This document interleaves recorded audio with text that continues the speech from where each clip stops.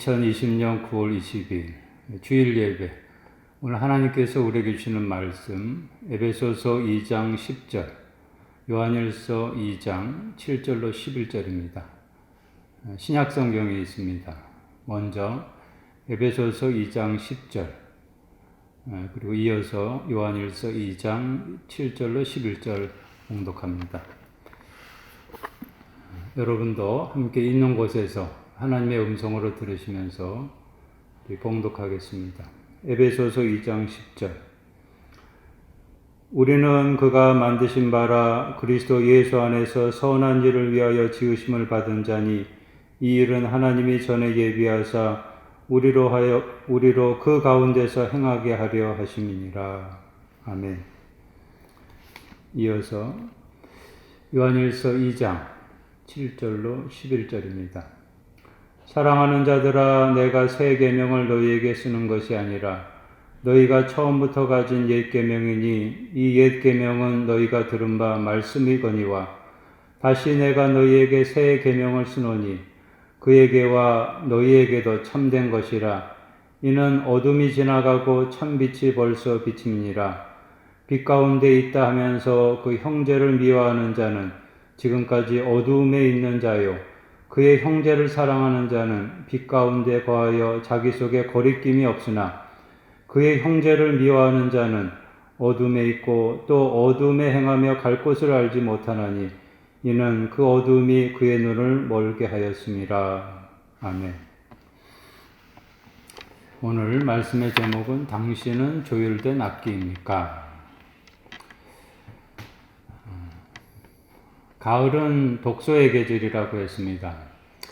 독서의 계절이 따로 있는 것은 아니지만은 그래도 책 읽기 가장 좋은 때가 가을이어서 덥지도 않고 춥지도 않고 선선해서 그래서 그런 말이 나오게 된 것 같습니다. 여러분은 1년에 책 한 권 이상은 읽으시죠? 대답 소리가 안 들리네요. 1년에. 그래도 책 한 권 이상은 읽어야 되겠죠.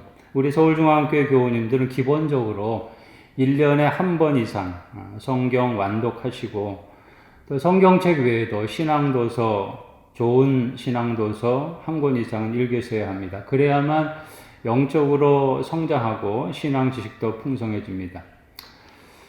지난 몇 개월간 그리고 앞으로도 감염병 장기화 예상으로 인해서 원치 않게 집콕하게 되는 그런 시간들이 많아질 텐데 바라기는 좋은 책 한 권, 무엇이든지 한 권에서부터 시작하는 거죠.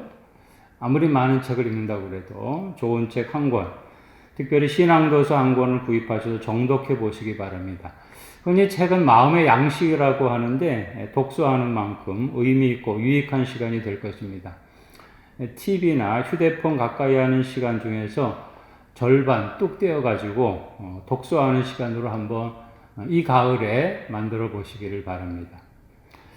제가 지금 읽고 있는 신앙도서 한 권을 소개합니다. 가뭄비 나무의 노래라는 책입니다. 제가 가지고 나왔습니다. 이런 책입니다. 부제로는 아름다운 울림을 위한 마음 조율이라고 되어 있는데 이 책의 저자는 마틴 슐레스케입니다. 독일 출신이고 바이올린 제작자입니다. 독일에서 잘 알려진 악기 전문 제작자이면서 동시에 깊은 신앙의 통찰력을 가진 크리스천입니다. 이 책을 읽어보게 되면요, 구절구절 마음에 와닿아요. 그래서 저는 책을 읽을 때 마음에 감동되는 것은 항상 빨간 색연필로 이렇게 줄을 그어가면서 읽는데 이 책은 수시로 빨간 줄을 그어야 될 정도로 마음에 참 와닿는 구절들이 많습니다. 얼마 전에도 빨간 줄을 그어가면서 읽었던 단락 하나 인용합니다. 잘 들어보시기 바랍니다. 우리가 신의 뜻을 거역할지라도 우리가 하나님의 악기라는 사실은 변하지 않습니다. 악기처럼 잘 조율되면 다시 아름답게 울릴 수 있습니다.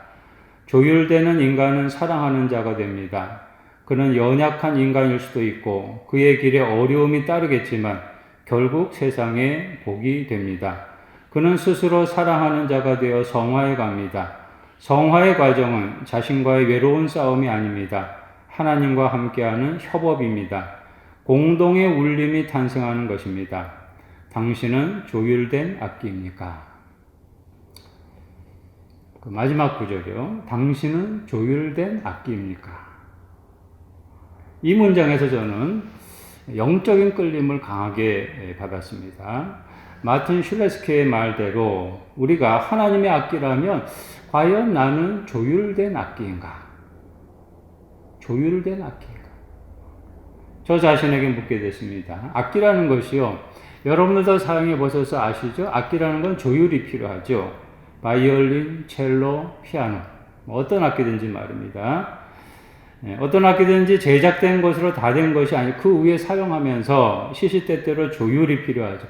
만약에 제때 조율을 하지 않게 되면 악기에서 정상적인 울림이 나오지 않습니다. 원치 않는 소리, 듣기 싫은 소리가 나죠. 어긋나는 소리, 삐걱거리는 소리, 둔탁한 소리. 하나님의 자녀도 마찬가지입니다. 그리스도인은 예수 그리스도 안에서 하나님의 악기로 만들어진 존재라고 할 수 있습니다.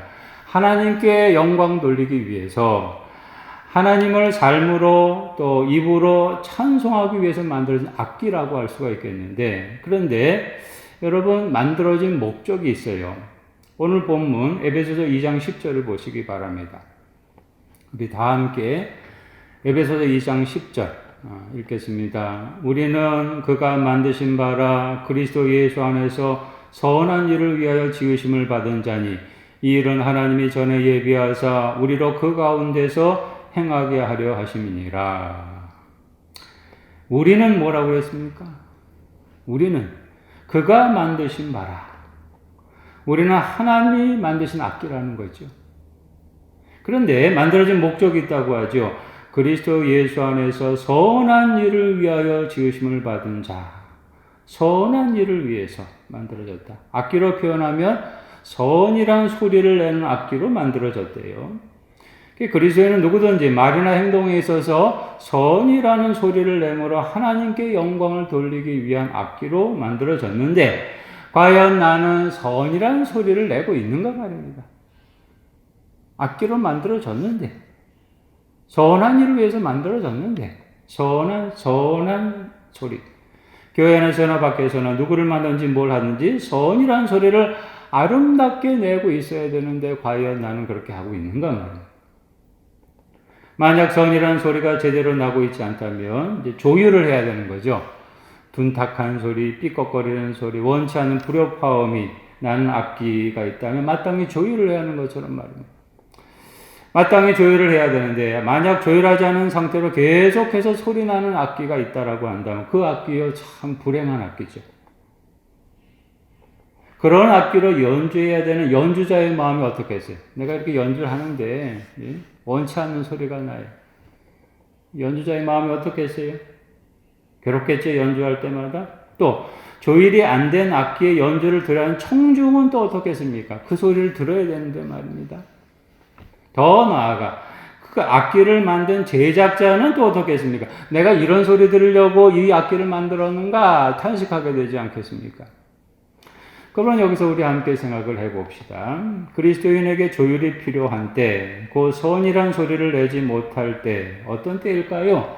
여러 가지 경우를 우리가 생각해 볼 수가 있는데, 근본적으로는 성경에서 명령하는 하나님의 말씀을 지키지 않을 때, 예를 들면은, 십계명을 지키지 않을 때, 십계명은 모든 계명의 기본이죠. 하나님이 이스라엘을 언약 백성으로 삼으시기 위해서 십계명을 주었는데 여러분 이스라엘 백성들이 십계명 잘 지켰습니까? 어떻게 했습니까? 잘 지키지 않았죠. 1계명, 2계명조차도 온전히 지키지 않아서 범죄에서 하나님의 징계와 심판을 받게 됐습니다. 그러면 그럴 때마다 이스라엘 백성들이 우리가 계명을 지키지 않았구나. 정신 차리고 회개하고 계명을 지키려고 해야 되는데 그렇게 하지 않았다는 거죠. 다시 말해서 제대로 조율을 하지 않았다는 거죠. 대충 적당하게 신앙생활을 했다는 거죠. 또다시 우상 숭배하고 말입니다. 그래서 결국에는 언약 백성으로서의 복을 누리지 못하고 멸망하게 되지 않았습니까? 하나님은 아직도 택한 백성의 구원을 포기하지 않으시고 스스로 조율을 하기를 원하시는데 말입니다. 그렇게 하지를 않아요. 하나님은 오늘의 택한 백성 우리를 향해서도 마찬가지입니다. 영적 조율을 원하세요. 하나님은 예수 그리스도 안에서 우리를 택하시고 구원하셔서 하나님의 자녀가 되게 하셨습니다. 오직 믿음으로 새 언약 백성으로 삼으시고 약속대로 우리에게 복을 주시기를 원하세요. 다만 하나님이 약속대로 주시는 복 우리가 누리려면 앞서 말씀드린 것처럼 우리가 하나님이 만드신 악기다워야 한다는 거죠. 하나님이 악기로서 선이란 소리를 낼 수 있어야 된다는 거죠. 선한 일을 위해서 지으심을 받았으니까요. 만약에 선이란 소리를 내지 못하고 있다라고 한다면, 하나님이 원치 않는 소리, 악의 소리를 내고 있다라고 한다면 다시 정신을 차리고 하나님의 명령대로, 말씀대로 조율을 해야 되는 거지. 혹시 지금 나는 그리스도인으로서 하나님의 악기로서 조율이 필요한 상황인데 그냥 살고 있는 거 아닙니까? 그냥 교회만 그냥 왔다 갔다 하면서 말입니다. 하나님의 자녀로서 마땅히 하나님이 명령하신 대로 살아야 되는데, 그래서 선의 소리를 내야 되는데 그렇지 못하고 하나님의 명령을 잊어버리고 삶으로 인해서 정반대의 소리, 엉뚱한 소리를 내고 있는 거 아닙니까? 그리스도인이라면 마땅히 지켜야 하는 명령이지만 제대로 지키지 않을 때가 있는데 그때마다 조율이 필요한 것. 어떤 것이 있을까요? 성경에 보면 수많은 계명들이 있는데 대표적으로 10계명도 있고 세계명도 있고, 오늘 요한일서 2장 본문에서 세 계명에 대해서 증거합니다. 요한일서 기자가요, 사도 요한이라고 한다면 요한일서 기자가 굳이 세 계명을 오늘 이 본문에서 언급하는 이유가 있어요. 당시 그리스도인들 중에 또 보면 이 계명을 지키지 않는 사람들이 많이 있었다는 거죠. 그래서 조율이 필요한 사람, 만약 그대로 새 계명을 지키지 않는 그 상태를 그대로 방치해두면 그리스도인으로서 언약에 합당한 복을 누릴 수가 없기 때문에 요한일서 기자가 오늘 본문만 아니고 요한일서 전반에 걸쳐서 반복해서 교훈을 합니다. 그럼 우리 한번 봅시다. 요한일서 2장 본문 7절 이후를 보시기 바랍니다. 사랑하는 자들아, 7절을 그렇게 시작하는데, 이 사랑하는 자들아, 요한일서 기자가 편지에서 자주 사용하는 호칭이죠. 저도 서울중앙교회 교우들을 부를 때마다 이렇게 호칭을 하고 싶어요. 사랑하는 자들아, 사랑하는 아목의 교우님, 이렇게 호칭하고 싶어요. 요한일서 기자는 자신은 예수 그리스도 안에서 하나님의 사랑을 받고 경험한 사람으로 그 사랑의 마음으로 이제 편지를 쓴다는 겁니다. 사랑하는 자들아. 요한일서 기자가 편지 수신자들에게 지금 전하고자 하는 것은 무슨 색다른 교훈을 주려고 하는 것이 아니라고 했어요. 7절에 보시면요, 내가 새 계명을 너에게 쓰는 것이 아니라 이미 알고 있는 계명이라고 했어요. 너희가 처음부터 가진 옛 계명이니 이 옛 계명은 너희가 들은 바 말씀이거니와 라고 했습니다. 십계명을 통해서도 그렇고 하나님이 계속해서 하신 명령, 그 명령을 지키지 않고 있기 때문에 동일한 명령에서 다시 기억하게 하고 지키게 하려고 그 계명을 전해주려고 한다는 겁니다.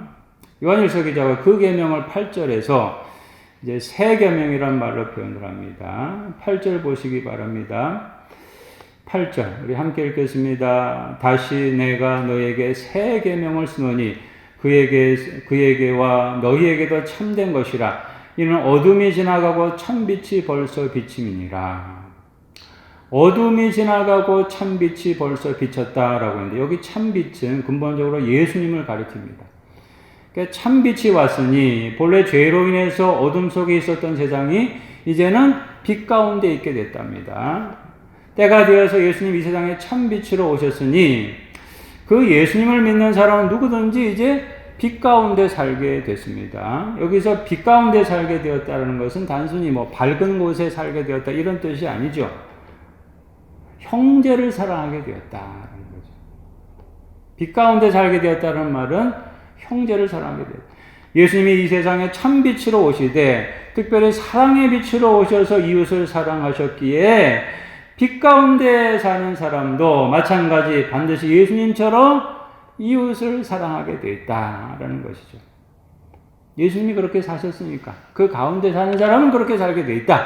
그런데 문제는 요한일서 기자가 보니까 빛 가운데 있다고 하면서 그 예수님을 믿는다라고 하면서 새 계명을 지키지 않고 여전히 남을 미워하는 사람들이 있다라는 거예요. 이런 사람들이 어떤 사람인가? 9절에 보시면은 아직까지도 어두움에 있는 사람이랍니다. 빛 가운데 있다고 하면서 그 형제를 미워하는 자는 어떤 사람이랍니까? 지금까지 어두움에 있는 자. 빛 가운데 있다 하면서 그 형제를 미워하는 자. 이런 사람이라고 할 수가 있겠죠. 예수님을 믿는다라고 하면서 이런저런 일로 해서 남을 미워하기를 상습적으로 하는 사람. 더 미워해요. 교회 생활한 지 10년, 20년, 30년 이상이 되었어도 교회에서 무슨 직분을 받고 봉사를 한다고 하면서도 시시때때로 격분하면서 남을 미워하는 사람. 내 자존심 건드렸어요. 아무개가. 그러면 내 자존심 건드린 것에 대해 분노해가지고 미워하면서 증오하기를 자주 하는 사람. 겉으로는 고상한 척해요. 거룩한 척해요. 그런데 속으로는 남을 향한 미움을 끝까지 버리지 못해요. 미움을 버려야 되는데 말입니다. 버리지 못해요. 혹시 내가 지금 이런 사람은 아닙니까? 엄격하게 자아 판정해 보시기를 바랍니다. 만약 진실로 내가 그런 사람이라고 한다면 지금 당장 뭐가 필요합니까? 조율이 필요해요. 만약 조율하지 않고 그냥 그런 사람으로 계속해서 살게 되면 새 계명의 복을 누릴 수 없을 뿐더러 계명을 지키지 않은 죄로 인해서 하나님의 벌을 받게 되는 거죠.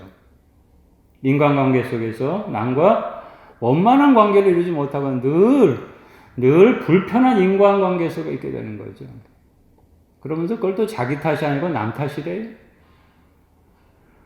누구를 만나는지 선의 소리를 내지 못하고 자꾸만 불협화음만 내요.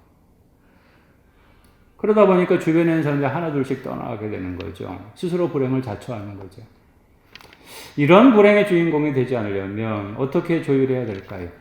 본래 예수님이 가르쳐 주셨던 새 계명, 그 계명을 마음에 새기고 삶의 순간순간 그 명령을 지키면 되는 거죠.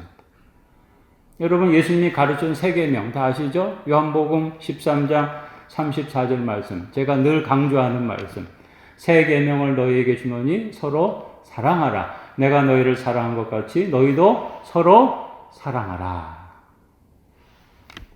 요한일서 기자는요, 예수님이 가르쳐준 이 새 계명을 항상 마음에 새기고 있었어요. 요한일서 기자도 인간이기 때문에 때론 이런저런 일로 인해서 남을 미워하는 마음이 생길 때가 있었겠지만 그런 때마다 이 예수님의 새 계명을 기억하면서 자신의 삶을 조율한 겁니다. 아무개가 밉다. 아무개가 참 밉다. 속에서 막 미움의 싹이 쓸 때마다 이 새 계명을 기억을 했습니다. 그러면서 자신의 형제를 미워하는 삶이 아니라 사랑하는 삶으로 조율을 했습니다. 그렇게 조율을 했을 때 그리스도인으로서 행복했던 거죠.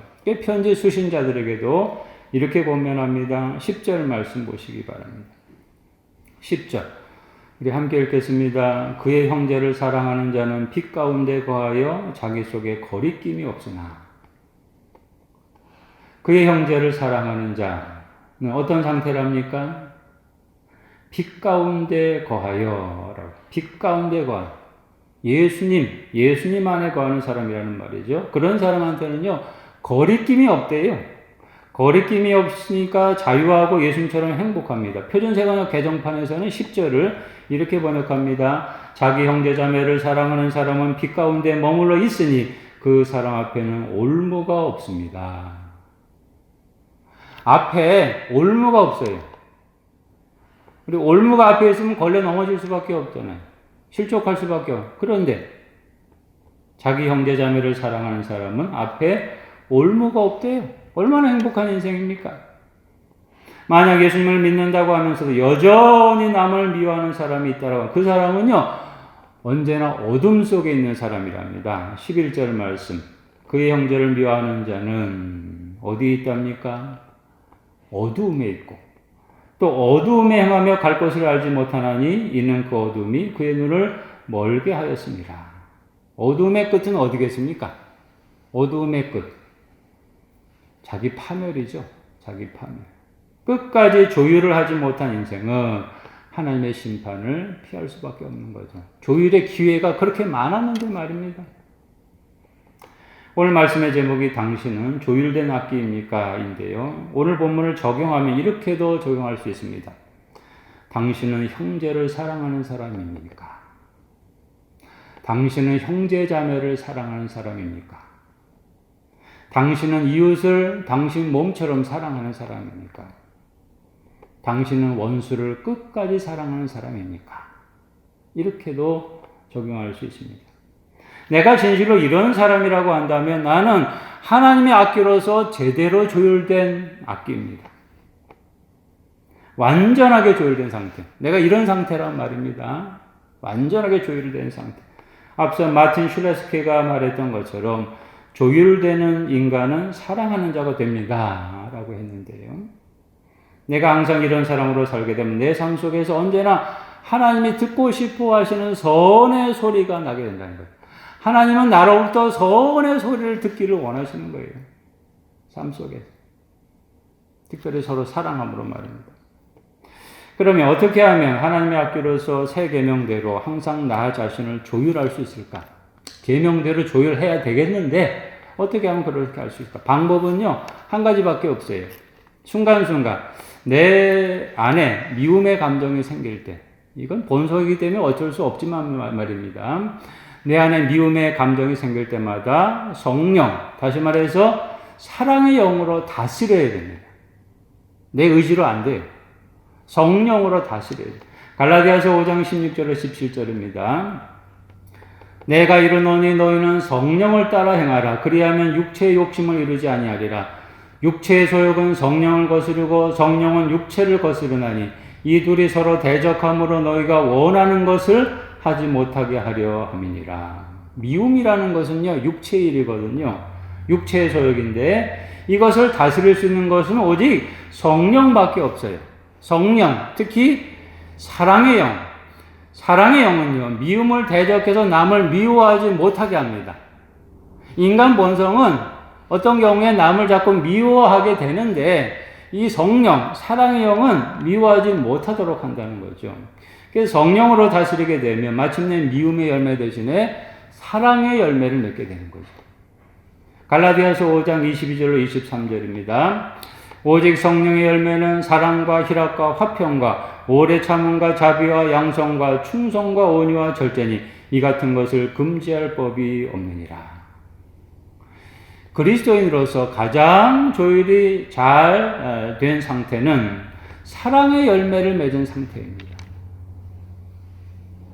그리스도인으로서 최고로 조율이 잘 된 상태는요, 사랑의 열매를 맺은 상태. 사랑의 열매를 맺은 것은요, 남한테 자연스럽게 보여줘요. 내가 이렇게 사랑의 열매를 많이 맺었다. 굳이 과시 안 해도 말입니다. 드러내려고 하지 않아도 말입니다. 자연스럽게 남에게 보여줍니다. 내가 진실로 사랑의 열매를 맺고 있으면 사람들이 나를 보고 이렇게 말합니다. 아, 저분은 참 사랑이 많구나. 어떻게 저렇게 사랑이 많지? 사람들이 예수님을 보고 그렇게 느꼈던 것처럼 말입니다. 서울중앙교회 교우 여러분, 묻겠습니다. 여러분은 조율된 악기입니까? 아니면 아직도 조율이 안 된 악기입니까? 오늘 본문과 관련해서 적용해 본다면 여러분은 사랑의 열매를 맺는 사람입니까? 아니면은 미움의 열매를 아직도 맺고 있는 사람입니까? 아무리 좋은 악기라고 하도요, 시간이 지나고 오래 사용하다 보면 소리가 제대로 나지 않고 불협화음이 나게 될 때가 있습니다. 고장이 날 때가 있다는 거죠. 마찬가지로 우리가 그리스도인이 되고 직분을 받고 봉사한 지 오래되었지만 어느 순간에 나도 모르게 그리스도인으로 해서는 안 될 그런 말과 행동을 함으로 인해서 범죄하고 하나님의 영광을 가리울 때가 있어요. 나는 원치 않는데 그렇게 될 때가 있습니다. 요한일서 기자가 오늘 증거했던 것처럼 남을 미워하게 될 때, 나 미워하고 싶지 않은데 그렇게 될 때가 있어요. 요즘 같은 감염병 시국에는 사소한 것 때문에 막 짜증내고 말입니다. 분노하고 미워하고 감정 폭발하게 되는데 그래서 범죄하게 되는데 바로 이런 때 조율이 필요합니다. 이걸요, 마음을요, 조율하지 않고 만약 방치를 해두게 되면은 이게 병들게 되고 나중에 더 큰 죄를 범하게 된다는 거죠. 그리스도인은 누구든지 그 무엇보다도 하나님 앞에서 사랑의 열매를 맺는 사람이 되도록 날마다 성령의 인도를 따라서 조율해야 합니다. 제 아무리 성자 같은 사람이라고 할지라도요, 사단이 언제 침투해가지고 또 남을 위하게 될지 모릅니다. 지금 이렇게 예배할 때는 내가 남을 위하지 않지만요, 예배 또 끝나고 나면요, 또 남을 미워하게 되지. 이게 사단이 그렇게 역사하는데 말입니다. 순간순간 경계하고 성령으로 다스리지 않으면 우리는 또다시 미움의 깊은 수렁에 빠지게 됩니다. 어둠 가운데 있게 돼요. 바라기는 하나님이 나를 부르시는 그날까지, 예수님 재림하시는 날까지 하나님의 악기로서 저와 여러분 날마다 이 사랑의 영, 성령의 강력한 다스림을 항상 받으셔서 어떤 상황에서든지 오직 선의 소리만을 낼 수 있는 그런 복된 인생이 되시기를 바랍니다. 기도하겠습니다. 하나님 아버지여, 감사합니다. 오늘도 주일을 맞이해서 하나님 앞에서 이렇게 흩어진 곳에서 예배할 수 있게 하신 것을 감사합니다. 오늘도 말씀을 주신 것을 감사하며 저희들 하나님께서 저희를 하나님의 악기로 만들어 주셨사오니 어디서나 언제나 선의 소리만을 낼 수 있는 그리스도로 살아가게 하여 주옵소서. 특별히 하나님께서 저희들에게 예수님을 통하여 새 계명을 주셨사오니 저희들 빛 가운데 사는 사람으로서 언제나 새 계명을 실천하며 살아가게 하여 주셔서 가는 곳곳마다 선한 일의 역사를 이뤄낼 수 있는 저희들 되게 하여 주옵소서. 우리 사랑하는 서울중앙교회 모든 교우들, 하나님이 기뻐하시고 하나님이 원하시는 선의 소리를 내는 그런 그리스도로 살아가게 하여 주셔서 우리 성도들 가는 곳곳마다 하나님의 거룩한 나라, 아름다운 천국이 이루어지게 하여 주옵소서. 계속되는 감염병 시국으로 인해서 우리 많은 교우들이 힘들어하고 또 고통스러운 가운데 있는데 하나님 한 분 한 분 하나님께서 보호해 주시고 안보하여 주셔 지켜주셔서 모든 감염병의 위험으로부터 건져주시고 어디서나 사명 건강하게 하시고 주어진 모든 일 능력 있게 감당할 수 있도록 하나님 복 내려 주옵소서. 우리 교우들의 각 가정과 기업에 함께해 주시고 하나님께서 복 내려 주시고 우리 아동부, 중고등부, 청년부, 미래 세대에도 함께해 주셔서 어느 곳에 있든지 하나님을 영화롭게 하는 아들, 딸들로 살아가게 하여 주옵소서. 오늘도 하나님 앞에 예물을 드린 손길들이 있습니다. 하나님께 주일헌금, 또 11조헌금, 감사헌금, 성교헌금, 건축헌금, 하나님을 사랑하는 마음으로, 교회를 사랑하는 마음으로 우리 성도들이 하나님께 드린 예물, 하나님께 기뻐 받으시고 드린 모든 손길 위에 하나님의 복과 은혜가 넘치도록 임하게 하여 주옵소서. 이 예물이 하나님의 나라와 하나님의 영광, 또 이웃을 위해서 쓰여지게 하여 주옵소서. 우리 인생의 참된 희망이 되시며 우리 인생의 참된 길이 되시는 우리 주 예수 그리스도의 십자가 구속의 은혜와 하나님의 크시고 풍성한 사랑, 모든 인류를 구원하시기를 원하시는 하나님의 그 광대하신 사랑과 성령이 함께 하시고 날마다 우리로 하여금 열매 맺게 하심이 하나님의 악기로서 선의 소리를 내는 그리스도인으로 살기를 다짐하는 사랑하는 우리 모든 서울중앙교회 교우들 한 사람 한 사람 위에, 가정과 기업 위에, 감염병으로 인해서 고통받고 있는 우리나라 우리 동족들 위해, 한국교회 모든 성도들을 위해 이제로부터 영원토록 있을지어다. 아멘.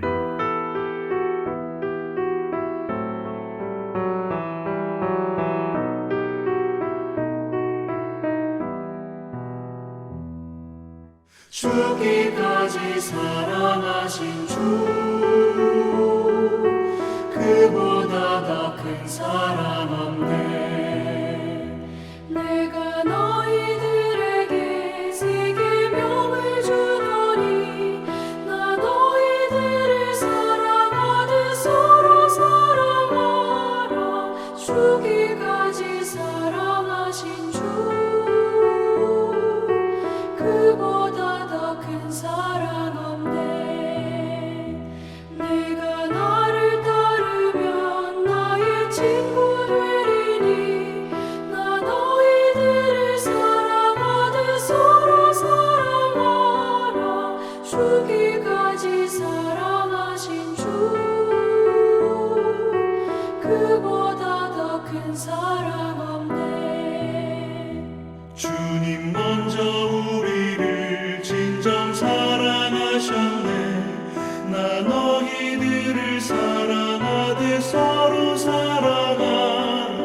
죽기까지 사랑하신 주 그보다 더 큰 사랑 없네.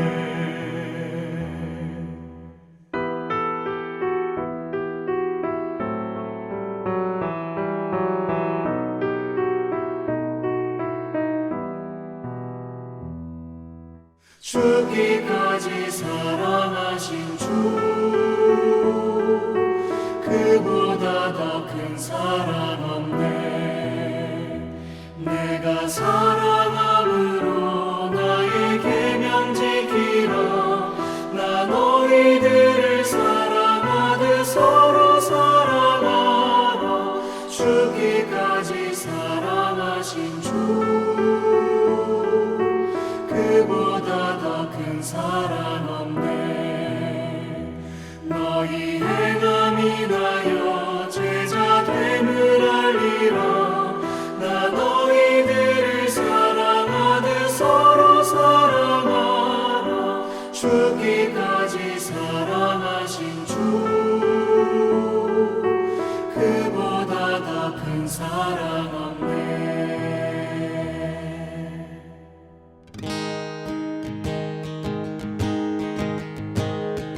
우리는 주의 움직이는 교회, 이곳은 주님을 위한 자리. 내가 기도하는 모든 땅 위에서 하나님 예배 받을 그날을 고대하네.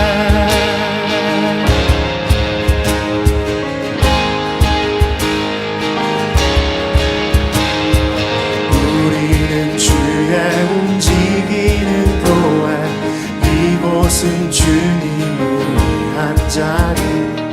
내가 기도하는 모든 땅 위에서 하나님 예배 받을 그날을 고대하네. 나의 노래로 주님의 성전을 지으리. 높임을 받으소서. 이스라엘의 찬송 중 거하신 주님을 거룩하십니다.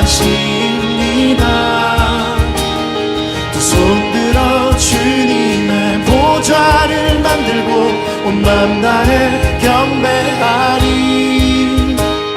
구름 날개 사이에 임하신 것처럼 내 위에 임하소서. 우리는 주의 움직이는 교회, 이곳은 주님을 위한 자리. 내가 기도하는 모든 땅 위에서 하나님 예배 받을 그날을 고대하네.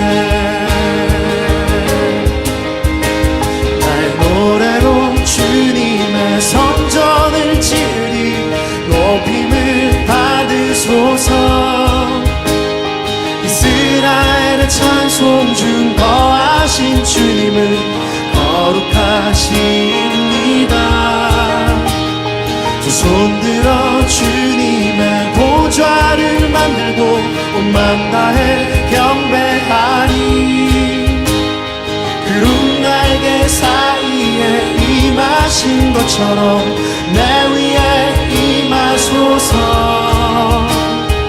하나님, 우리가 이곳에 섰으니 이 땅을 치유하소서. 하나님, 우리가 어디에 있든지 주를 높이리라. 열방들아 주님을 송축할지어다. 그 발 아래 입맞추라. 영원한 통치자 주 예수 그리스도, 그는 위대하신 왕. 하나님, 우리가 이곳에 섰으니 이 땅을 치유하소서. 하나님, 우리가 어디에 있든지 주 그들로 뛰리다. 열방들아 주님을 송축할지어다. 그 발 아래 입 맞추라. 영원한 통치자 주 예수 그리스도 그는 위대하신 왕